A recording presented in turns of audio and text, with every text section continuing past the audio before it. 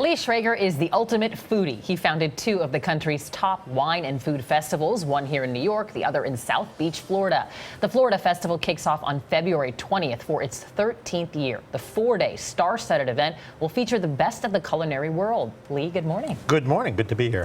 We're so excited when we look at this meal in front of us. Tell us what we're eating today. Well, you're eating some of the favorite food that I discovered on a road trip that I did this past summer in writing my book, Fried and True. And these are just a few of my favorites. This is Michelle Bernstein's tomato and feta cheese salad, a great fried green tomato. This over here is from my first cookbook, and it's Nigella Lawson's caramel croissant bread pudding. This over here is a hash brown souffle that is really so easy to make, and when you find out what's in it, you kind of say, wow, I can't imagine it's going to be good, but it's extraordinary. That's a tomato pie right there, and this is really probably one of my favorites from Fried and True, Yata Matalenge's sesame schnitzel. Easy to make. Say that again? A sesame chicken schnitzel. I love it. Sesame chicken, can you say that 3 times? Is that basically chicken that's been pounded out and breaded? Not only is it basically, but it is. Okay. So it's really, it's a very easy to make dish. It is so delicious. The black and white caraway seeds. It's a caper mayonnaise sauce. It's really good. It's easy to make, and it happens to be, it's, in my mind, the perfect breakfast food for a drizzly morning like we're having right now. We mentioned this before, but you eat in 300 restaurants a year?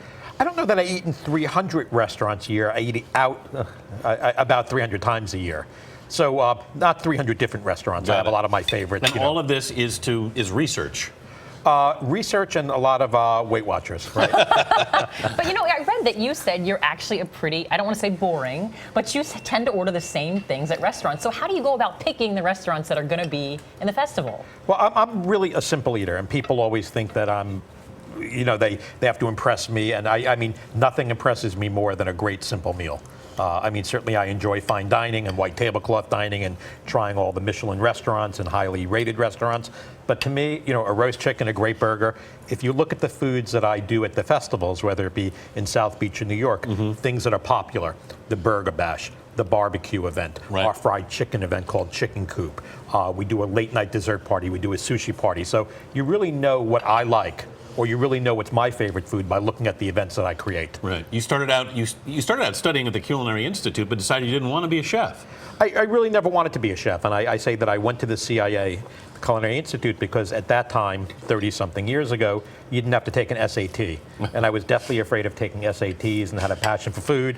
So I figured no SATs, cooking, what could be bad? Right. Knowing that I never wanted to be a chef, I just wanted to have the knowledge, so if one day I did something foolish, like enter into the restaurant industry, that I would have that knowledge. When I hear about someone with your title, I immediately assume he must have been doing this his whole life. But in some ways, I mean, you had an entirely separate career for 20 years and then embarked upon this at, it sounds like 40.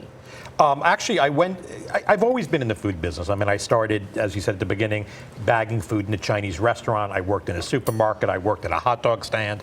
I worked at Swenson. So I really did, you know, worked at every... You ran room service for a hotel chain. I did run room service for a hotel chain, and then became a food and beverage director for Intercontinental Hotels for 20 years. And it was really in 2000 that I joined Southern Wine and Spirits, handling corporate communications for the company, and in that role created the festival.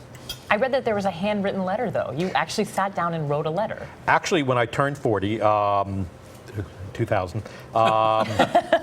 Too early to discuss that. We won't go back there. Yeah. I actually wrote a letter to Wayne Chaplin, who is the COO of Southern Wine and Spirits, and said, hey, you know, I've been at this great job for 20 years. I could probably sit here for another 20. I'm looking for a challenge, and I have a feeling that I can bring something to Southern Wine and Spirits, who is the nation's largest distributor of alcohol. And didn't hear from him for a while, and a few months later he called me and said, let's have breakfast. And a few weeks later got a call that I was hired, and I didn't even know quite what I was hired for. I love that both of these festivals, the money goes to charity.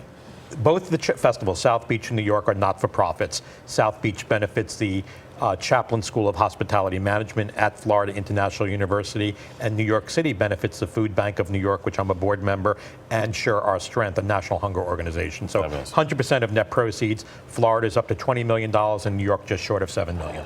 Well, as we hand you this dish to get your signature on, we want to ask you if you could share this dish with anyone, past or present, who would that person be?